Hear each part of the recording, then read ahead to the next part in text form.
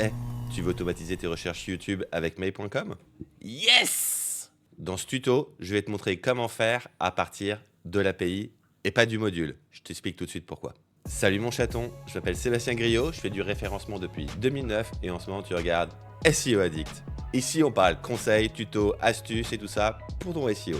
Alors tu sais ce qu'il te reste à faire, tu t'abonnes, tu likes et si tu as des questions, bienvenue dans les commentaires.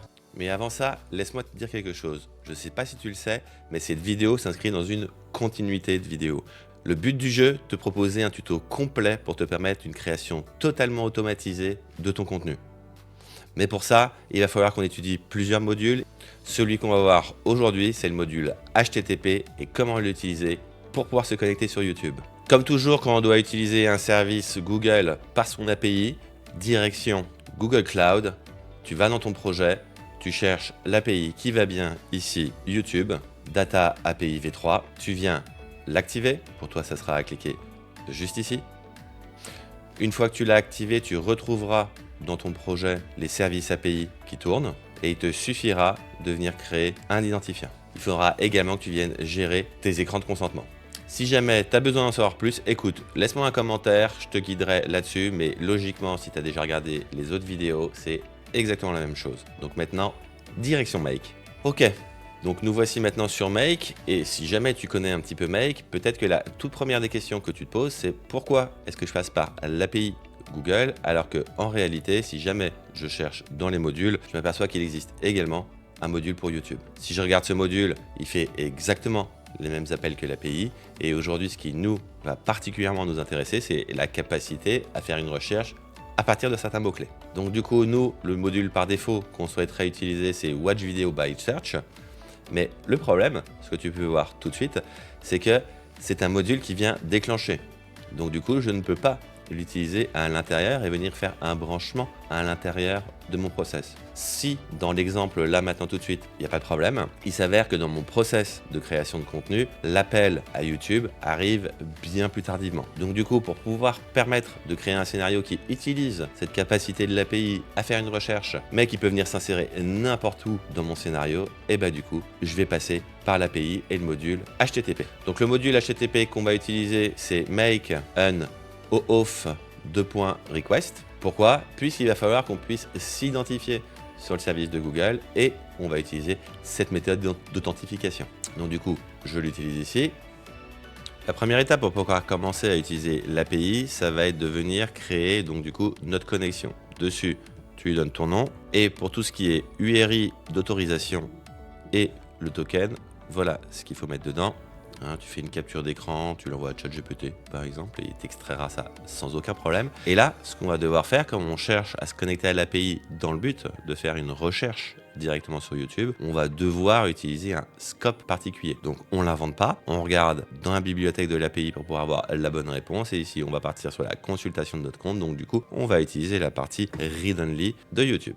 Enfin, pour le client ID et le client secret, je te laisse t'en référer à ton compte Google Cloud. Donc, tu vas dans ton projet, tu cliques sur tes identifiants et tu peux les récupérer juste ici. Maintenant que j'ai tout copié à l'intérieur, je clique sur Save. J'ai une pop-in qui apparaît pour pouvoir m'authentifier. Je choisis le compte qui va bien et à partir de là, je suis connecté à YouTube. Maintenant, ce qui va nous rester à faire, c'est de pouvoir exécuter notre recherche à l'intérieur du module HTTP. Donc, c'est ici, c'est la partie URL qu'on va lui envoyer. Et donc, pour la partie URL, jusqu'ici, c'est ce qu'il faut que tu envoies par défaut. Et après le Q égale, tu peux venir lui passer tes paramètres de recherche. Donc ici, on voit que je lui ai passé un paramètre statique. Hein. Je t'invite à plutôt lui passer un paramètre dynamique. Et d'ailleurs, c'est exactement ce que nous, on va faire à l'intérieur de notre exemple d'automatisation. Ensuite, tu passes en méthode get et tu vas lui indiquer dans ton header la valeur content type et application/JSON. Une fois que c'est fait, tu cliques sur OK. Et là, on va tourner pour voir comment ça fonctionne. Donc ici, j'ai ce que j'ai envoyé au module, pour être plus exact, par l'API, et ici, ce que j'ai reçu en retour. Ici, ce que je reçois en retour, je peux le voir, c'est une recherche YouTube avec les résultats. Et donc ici, il y a la première vidéo qui vient proposer, par exemple, c'est celle-ci, dans laquelle je vais pouvoir retrouver l'ID ici. Donc du coup, si tu comprends bien ce qui vient de se passer, je viens de récupérer un format XML. Et donc du coup, ce que je vais venir faire, je vais créer un parseur pour pouvoir récupérer l'information à l'intérieur. Donc du coup, quand tu crées ton parseur, ça va être vide. Il va te demander de venir créer une structure. Pour ça, ce que je t'invite, c'est de le laisser tourner une première fois. Et tu vas pouvoir venir copier. Ici, tu viens dans la partie Download Output Bundles. Et tu auras ici l'intégralité de la sortie de ton fichier XML. Du coup, quand on en est là, tu cliques sur Add, tu lui donnes un nom si tu veux. Ici, tu vas cliquer sur Generate. Tu lui donnes, une fois que tu as collé ta donnée, tu cliques sur Generate. Et ici, il te donne la structure qu'il trouve. Tu cliques sur Save. Et aïe, tu viens de permettre au parseur de comprendre ce qui allait être retourné par l'API Google. Une fois que tu as défini ta structure, tu lui donnes sur quel élément il va devoir se baser. Et ici, on va récupérer l'élément data qui est renvoyé par le module HTTP, la connexion à l'API YouTube. Une fois que c'est fait, tu sauvegardes. Et aïe, tu viens de faire une requête sur YouTube et de récupérer les éléments à l'intérieur. Donc maintenant, peut-être que tu vas vouloir, par exemple, récupérer l'ID d'une vidéo.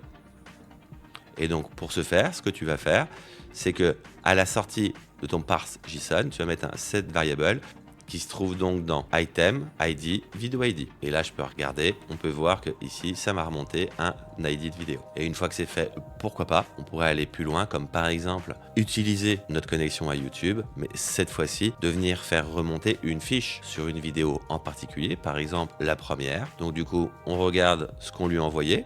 Ici, on voit que l'ID de la vidéo s'est ajouté et que en sortie, j'ai pas mal d'infos sur la vidéo, notamment son titre, sa date de création, sa description, mais aussi le nombre de vues, le nombre de likes. Donc voilà comment on fait pour pouvoir utiliser l'API YouTube pour pouvoir faire de la recherche et remonter une vidéo en automatique directement dans make.com. Alors mon chaton, la bonne nouvelle déjà, c'est que si tu n'as pas besoin d'avoir ton module au milieu de ton scénario, bien évidemment, utiliser le module YouTube déjà à ta disposition, c'est plus simple. Mais si tu en as besoin comme moi en plein milieu de ton scénario, utiliser l'API, ça reste quand même vraiment pas compliqué et ça va t'ouvrir beaucoup de portes. Donc du coup, prends-le comme un tuto, amuse-toi et tu verras dans notre scénario 100% automatisé, on va l'utiliser très rapidement. Allez, reste curieux.